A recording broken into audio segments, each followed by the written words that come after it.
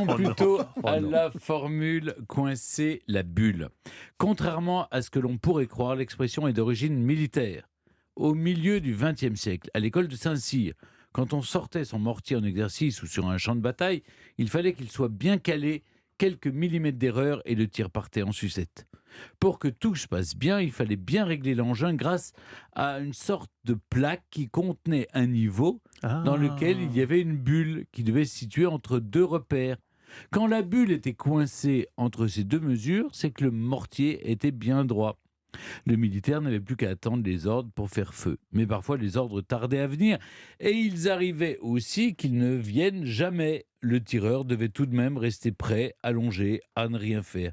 C'était pour certains une occasion bien méritée de se reposer, de faire un roupillon, bref, de se coincer la bulle.